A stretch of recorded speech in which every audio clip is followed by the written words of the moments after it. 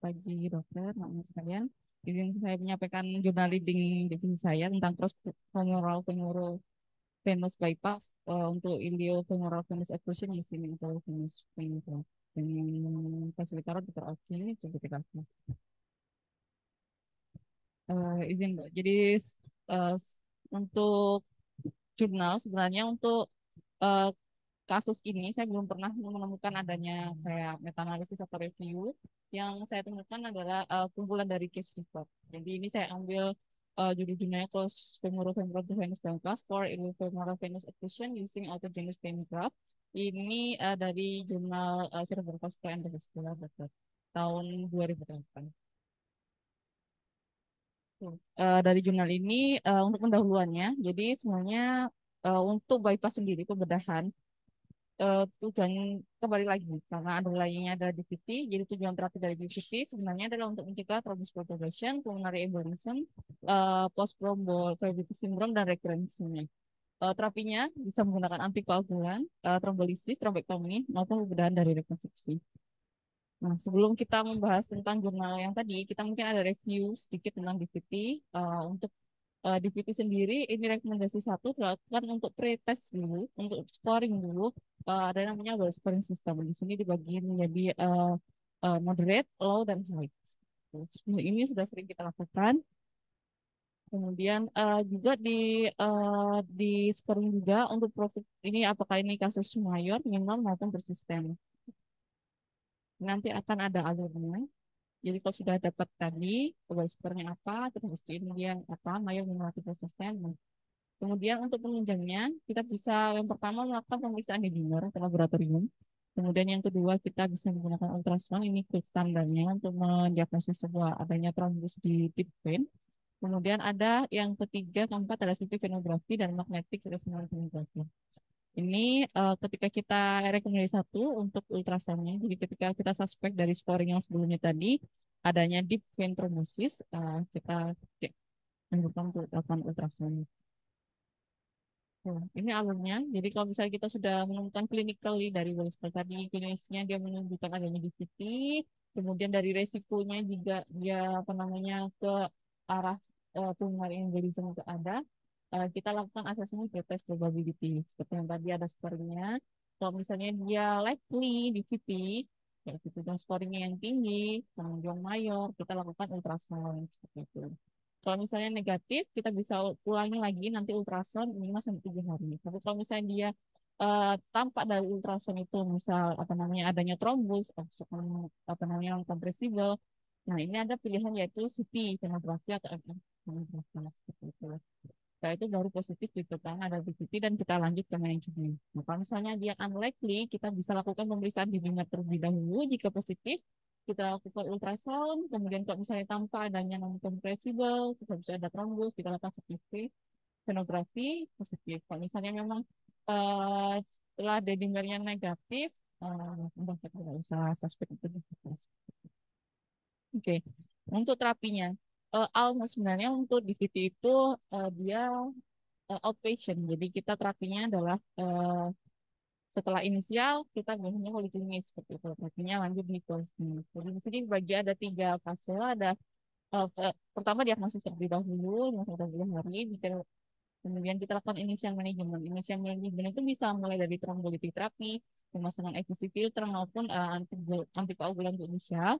Setelah itu pasiennya outpatient, bisa poliklinis, kita lakukan primary treatment ini, melakukan antikoagulan terapi 3 sampai 6 bulan. Nah, setelah itu nanti kita akan lakukan evaluasi. Perlu nggak pasien ini dilakukan secondary prevention? Secondary prevention itu maksudnya dilanjutkan antikoagulan terapinya atau di stop seperti itu. Terus setelah primary treatment. Nah, ini macam-macam antikoagulannya, dia bekerjanya di mana, ada macam-macam ilmu sel, beberapa dinas. Mungkin kita nggak fokusnya ke sini karena kita fokusnya ke pembedahan untuk review saja. Terus habis itu ini untuk antikoagulan, untuk yang tadi yang primary treatment, biasanya kita pakai unfractionated heparin. Ini bisa apa namanya, ini apa namanya dosisnya, terus kemudian ini targetnya dan rekomendasinya satu. Apalagi kalau misalnya pasien itu ada lanjutannya misalnya dia ada cancer seperti itu. Maka rekomendasi untuk inisial antikoagulannya menggunakan heparin seperti itu. Oke, kemudian misal mau bikin mau ganti anti koagulan yang sering kita dapatkan di Sutomo ini yang rivaroxaban ini. Jadi ini dosisnya pertama 15, 2 kali 15, kemudian selama 3 minggu dilanjut dengan 1 kali 20. Ini nanti bisa kita pakai sampai ke apa namanya primer itu kan. Itu kemudian ini disebutkan dari sebuah trial. Jadi untuk menggunakan rivaroxaban ini dia baik. Nah, untuk angka kejadian rekurensinya itu lebih baik pada unprovoked PPA. Dia memberikan rekurensinya lebih kecil dibandingkan antikoagulan yang lain. Kemudian ini penggunaan bebat elastic bandage. Rekomendasinya 1A, jadi dengan kompresi itu sekitar 30 sampai 40 mm. Review aja. Kemudian ini ada, jadi sebelum kita melakukan pembedahan yang tadi disebut crossover itu, pertama ada sebenarnya thrombus removal strategy. Ini pada kasus-kasus DVT yang akut, iliofemoral, kita bisa lakukan surgical thrombectomy. Yang pertama untuk thrombus removal strategy-nya, yang kedua bisa menggunakan catheter directed thrombolysis, dan yang ketiga bisa pakai mechanical catheter directed thrombolysis. Sedikit review aja. Ini untuk trialnya untuk pas apa namanya early thrombus removal dibandingkan antikoagulan untuk hasil angka kejadian PTS itu adalah post thrombotic syndrome. Dia lebih baik dilakukan thrombectomy dibandingkan diberikan antikoagulan saja untuk kasus-kasus yang akut iliofemoral. Kemudian untuk angka kejadian mayor bleeding itu pada thrombectomy itu lebih kecil dibandingkan antikoagulan, pemberian antikoagulan saja. Ini diagram. Jadi kalau misalnya kita sudah tahu ini provok misalnya di DVT, kemudian dia kita verifikasi low risk untuk bleeding atau enggak, kita bisa pastikan antikoagulan. Intinya dari bagian ini eh, tindakan pembedahan yang bisa kita lakukan itu thrombectomy. Jadi sebenarnya terus kapan kita melakukan crossover bypass? Di sini tidak dijelaskan. Sebenarnya sampai terakhir pun mereka tidak merekomendasikan untuk crossover bypass pada kasus DVT. Jadi untuk kapan kita lakukan crossover bypass itu adalah sampai di sini pun untuk yang proses juga tidak ada.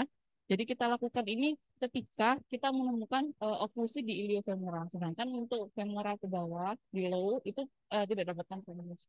Seperti itu. Jadi sebenarnya untuk crossover ini dia apa namanya indikasinya tuh yaitu kalau misalnya ada oklusi di iliofemoral. Nah, kembali lagi ke jurnal yang tadi sebelumnya. eh, di sini dia memberikan ada 5 kasus. Jadi ada kasus ini usianya bervariasi mulai dari usia 16 tahun sampai 26 tahun.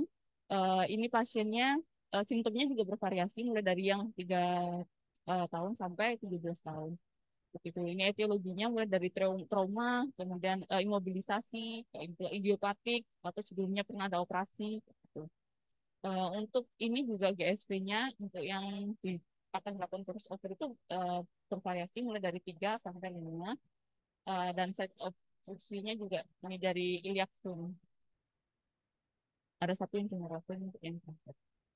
Nah, ini contoh klinisnya. Jadi waktu itu keluhannya rata-rata karena kosmetik sebenarnya pasiennya yang pernah dilakukan crossover.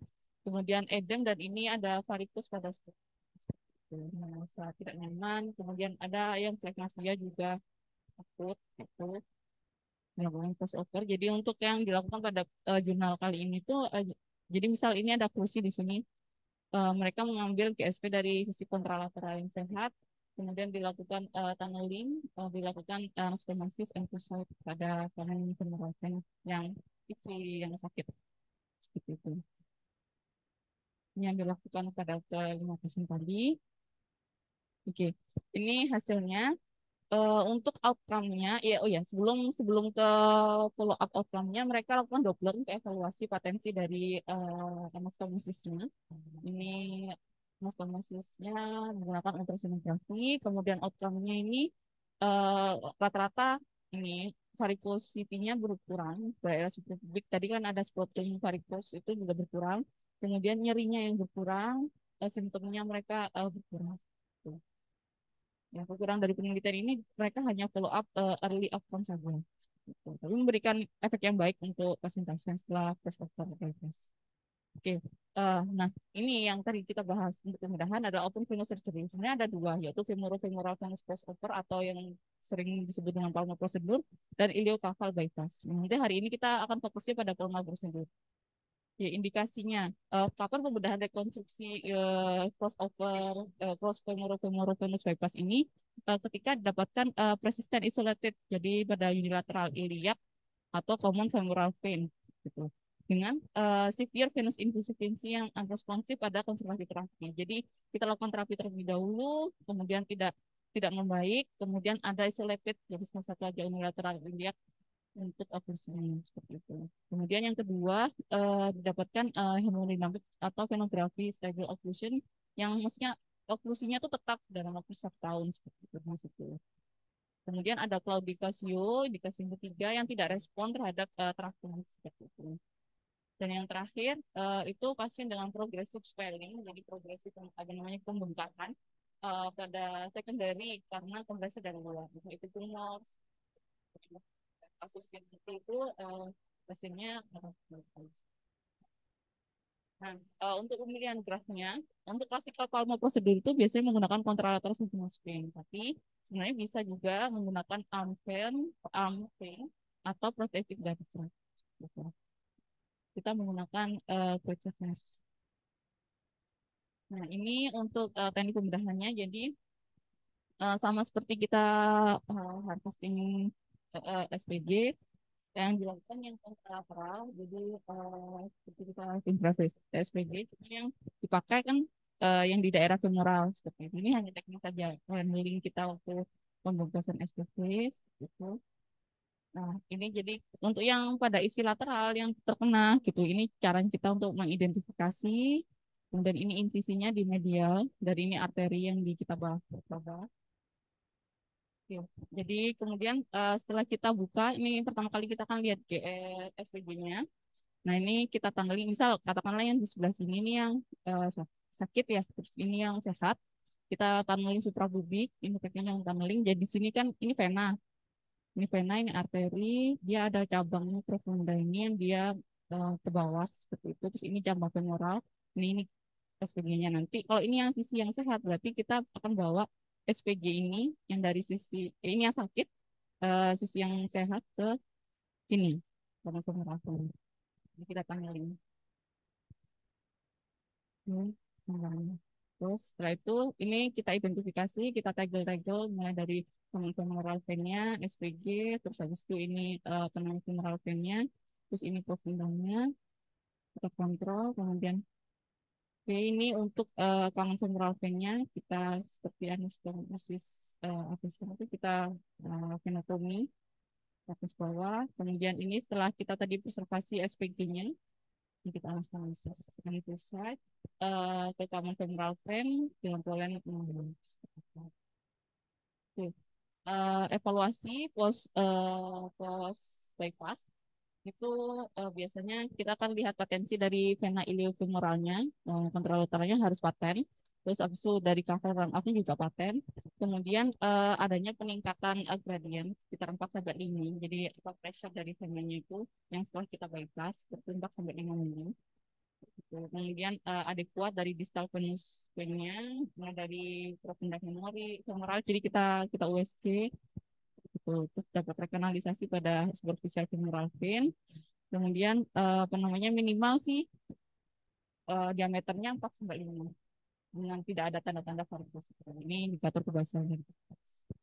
Untuk jurnal ini, jadi sebenarnya untuk case limb threatening akut, maksudnya yang akut, MPT, eh, terutama pada proximal iliac thrombectomy ini, terus femoral bypass ini mungkin bisa menjadi salah satu pilihan untuk limb salvage.